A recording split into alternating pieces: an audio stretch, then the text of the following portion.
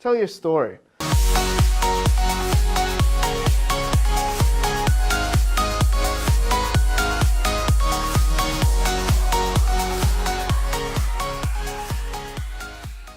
This video is for a very specific person. Like, I've got a very specific person in mind. The person that has really good chops, really good abilities, huge talent, passion, looks at all these people that have made it, becomes disheartened over and over and over and over again. All I want this video to be is an encouragement to them to go, you know what, I can do it. I can do it another day.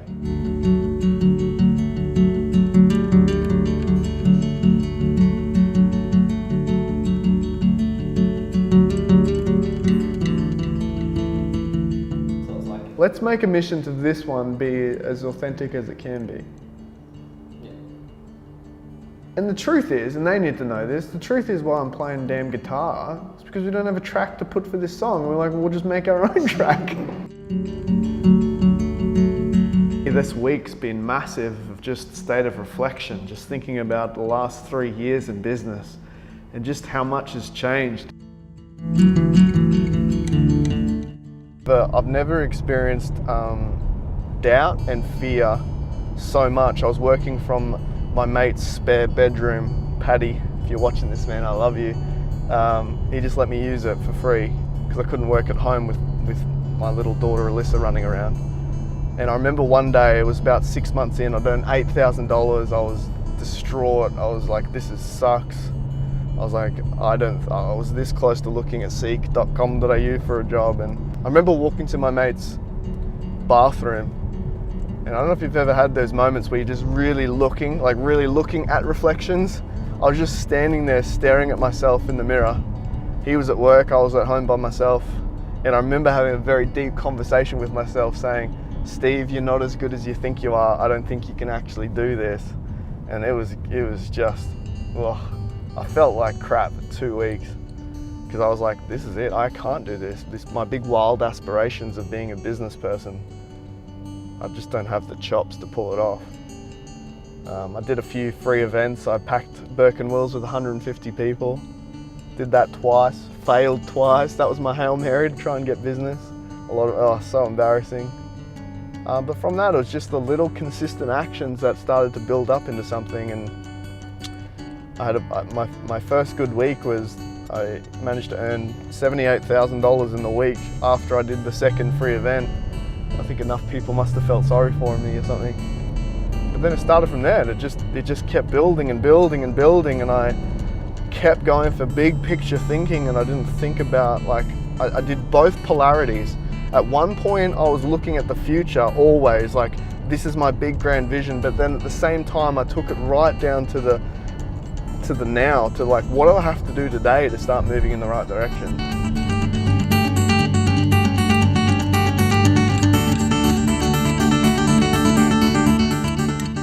Because then it's like the hero story, but I'm no hero.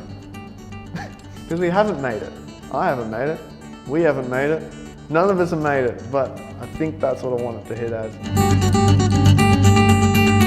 One of the most satisfying projects I started was just falling in love with writing books, and now it's part of my vision to write 2 books every year for the next 10 years. In the short space of 12 months, sales juice turned into a real thing. The Diary of a Success-Driven Kid, which was inspired by the death of my grandfather, it got created in 7 days.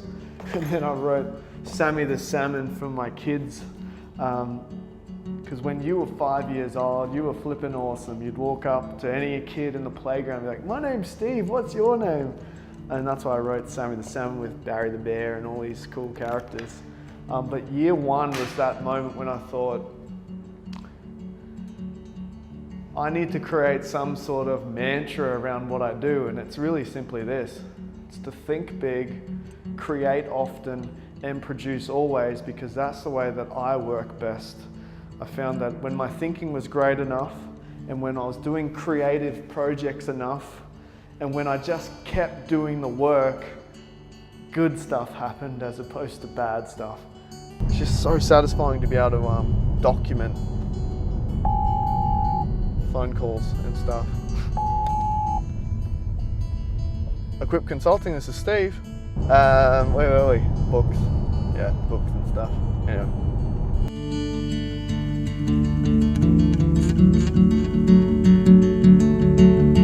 The TGOT for me was like, that was the start of documentation. It was the end of 2015. And we were hearing so much about like, thank God it's Friday and I hate Monday and all this crap all the time. And I was like, I need to document something based on positivity and glass half full and like, thank God it's today. That's what TGOT stands for. Sorry? Yeah. That was the first moment that I was like, collaboration is it. Like it was it. Because we had interviews and managed to like spend some time with some great business people and learn a bit more, and Amy from Shepherd, and it was a cool time. We only shot 9 episodes. But yeah, it was really that sense of collaboration, and that's when I fell in love with that type of thing. Like showcasing other people's wisdom and journey. But again, how do we do this video, JT, without it like, you know what I mean? Like, and then yeah, so in my first 12 months, I bought the tiniest piece of commercial real estate ever. I spent more on the fit out than I did on the whole. I spent more on the fit out than I did on the piece of real estate. If I was just telling the story of Habitat came in the end of year 1.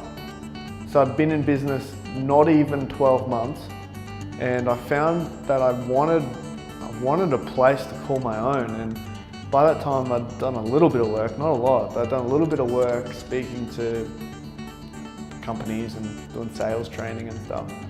And I was sick of really boring boardrooms, like they're all so uninspiring. Fluoro lights and flat pack tables and plastic chairs. And I walked past this arcade, I walked down this arcade right here, and I looked through the windows and I'm like, that's gonna work.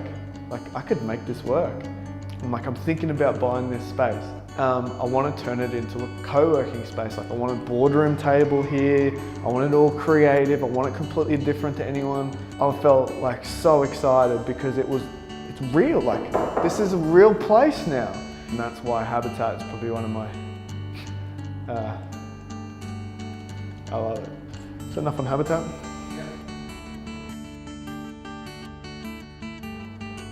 Okay. This is why it's important to reflect, because all of these links are starting to happen in my mind, and it wasn't until I got to a point of like me having to document this thing. Like I didn't really get this, but when I created Habitat, I needed a place to drink coffee, right? And I was just drinking coffee there for like a year. And then Stephen Payton, my business partner, he's like, I've got a silent partner selling out, are you interested in buying in? And I was like, well, I know nothing about hospitality, I know nothing about coffee, but I enjoy coffee, and I think you're really good at what you do. So that's literally how Bunker Espresso happened. I was there every day, the right timing, the right sort of people, I don't know what it was, and then jumped into the coffee business, and it literally has been the funnest business ever. Because who doesn't freaking love coffee?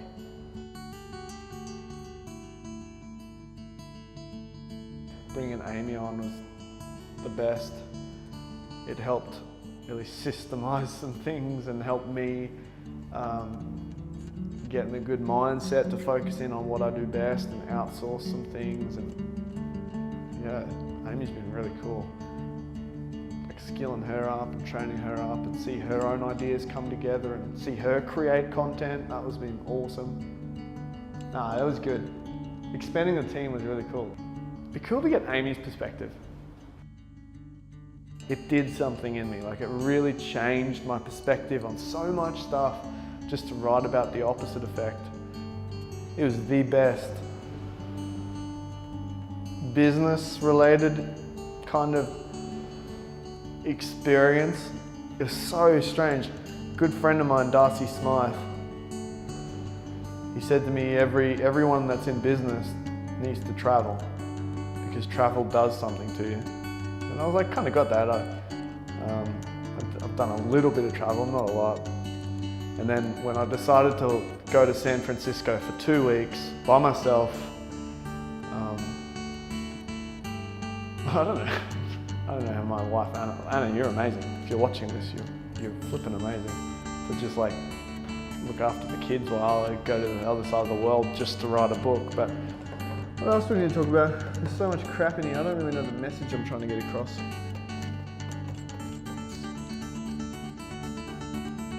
This might come at the end, you know, like what's now?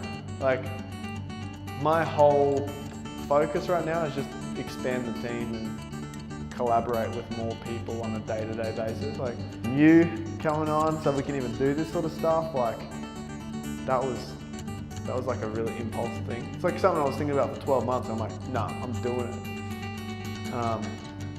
Which is cool. And I have no doubt, like, yeah, creating this sort of stuff, this is it. Like, it's documentation. Yeah, now it's your job at JT to convey that through video. Out.